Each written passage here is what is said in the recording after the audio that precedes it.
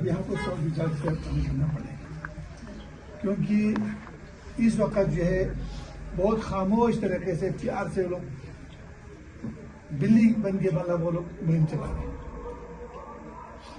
लेकिन इसके अंदर जो है शुरुआत से पॉलिसी क्या रखा इन्होंने, किस तरह का मुहिम चलाया उन्होंने कैंडिडेट निकालने के लिए, कितना हददर्मी और कितना उन्होंने हमारे पास हमारे ऊपर कौम के ऊपर जो है अपना रोब जमा के उन्होंने प्रेस कॉन्फ्रेंस दिया।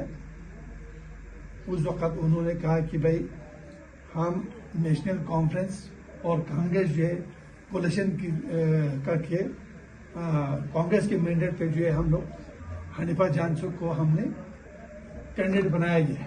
अब थोड़ा सोच के मतलब कि हम लोग को कितना बेवकूफ बना रहे हैं, ये चीज सोचना चाहिए, क्योंकि आप लोगों के दिल में हर कोई घुसाएगा, बच्चों के दिल में, बहनों के दिल में कि ये एक जाति है, कौम है, मजहब के नाम पर हर चीज पर जो है आप लोगों को घुसा के आप लोगों का दिमाग खराब करेगा। लेकिन आप लोगों को उस बात को सोच समझ के चलना चाहिए।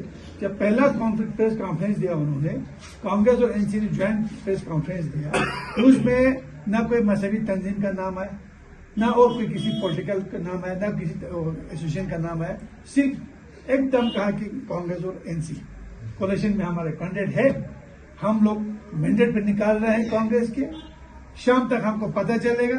अगर शाम को हम कैंडिडेट आए या ना आए, हम लोग किसी को हमने कैंडिडेट मुकर्रर किया, समझ गए ना, प्रेस कॉन्फ्रेंस किया। तो आप सबको पता है हनीफा साहब जो है करगिल के डिस्ट्रिक्ट प्रेसिडेंट है। तो उसके बाद फिर इस्लामिक स्कूल को किस तरह ये किया, बाकी चीजों को क्या किया वो खैर अलग बात है, हम इसमें किसी मजहबी इदारे को हम शामिल करना नहीं चाहते। लेकिन बात ये है, देखो आज कौम के साथ किस तरह के धोखा दे रहे हैं।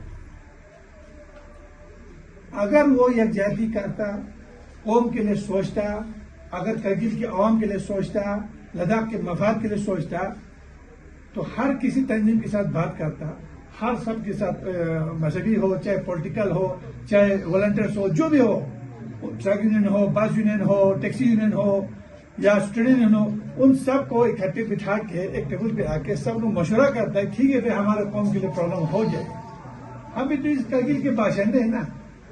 भारतीय जनता पार्टी को एक बार फिर लद्दाख की आवाम की खिदमत करने का मौका दें। इस बार लद्दाख बीजेपी के पार्लिमानी उम्मीदवार हैं advocate Tashi Gilson. Advocate Tashi Gilson ने LAHDC ले के चेयरमैन के तौर पर जिले के आवाम की यकसा तरक्की के लिए कोशिशें की हैं। पसमानदा और दूर दराज के इलाकों के लोगों की मसाइल के हल की गरज से उन्होंने दूर दराज इलाकों में जाकर वहाँ के लोगों की मसाइल और मुश्किलात को सुना है और उनके हल की राहें तलाश की हैं। उन्होंने बुजुर्गों को मुख्तलिफ सरकारी स्कीमों का फायदा भी दिलवाया है। एडवोकेट टाशी गिल्सन एक ऐसी शख्सियत हैं जो बिला तफारुक यकसा तरक्की का ख्वाहां हैं और हमेशा जरूरतमंदों की मदद के लिए तैयार रहते हैं। तो एक बार फिर लेह और कारगिल की आवाम अपनी ख्वाबों की तामीर के लिए अपना कीमती वोट एडवोकेट टाशी गिल्सन के हक में दें और भारतीय जनता पार्टी को लद्दाख पार्लियामेंट्री कॉन्स्टिट्यूएंसी से कामयाब बनाएं।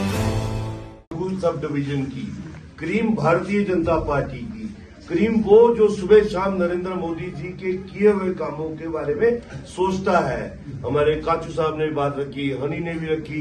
और देखो ये एक चुनाव है, नेशनल लेवल का चुनाव है, ये काउंसिल का चुनाव नहीं है, ये असेंबली का चुनाव नहीं है, ये लोकल लड़ाई का चुनाव नहीं है। मेरा नलका नहीं लगाया, मेरी गली नहीं बनाई, मेरा फोन नहीं उठाया। ये वोट जो आपने देना है, दिलवाना है, इस वोट ने देश का प्रधानमंत्री चुनना है।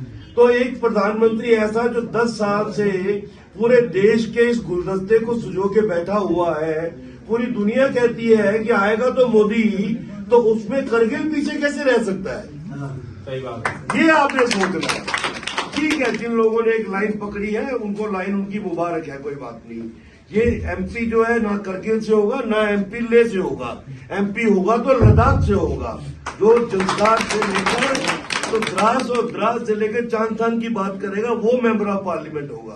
तो इस वक्त हाजी इनायत साहब, हमारे अली चंदन साहब जो पार्टी के सरपरस्त है, डिस्ट्रिक्ट प्रेसिडेंट है, और पार्टी का इस करगिल क्षेत्र का पूरा एक जो हमारा फेस है, जो पूरी पार्टी को लीड कर रहे हैं, उसमें हाजी इनायत साहब, क्योंकि मेरे ये बॉस रहे हैं लेजिस्लेटिव काउंसिल में, ये बड़ी कुर्सी पे बैठे होते थे, हम नीचे से इनको हाथ करते थे कि कुछ बोलने का टाइम दे दो, तो ये कहीं में बैठते थे और रंधावा जी आप ज्यादा बोलते डांटते भी थे।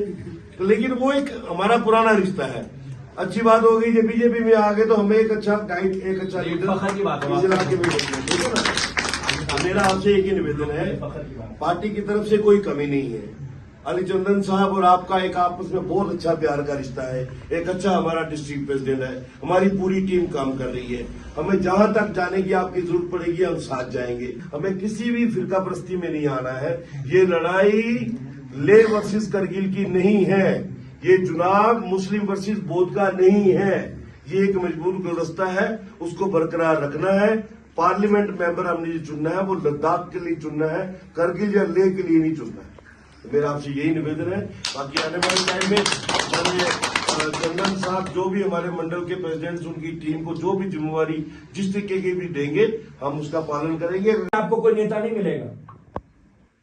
अब आप ये समझ लें कि आप जो वोट करने जा रहे हैं 20 तारीख को, वो सिर्फ ताशी जी को करने नहीं जा रहे। सिर्फ एमपी ताशी नहीं बनेंगे, एमपी बनेंगे हाजी इनायत साहब आपके करगिल के। अब इनकी इज्जत लगी है दांव पर और हम सब की इज्जत लगी हुई है। मैं तो आपके कौम का छोटा सा वकील भी हूं, मैं मजालिस से भी पढ़ता हूं, तो हमारी इज्जत भी लगी हुई है।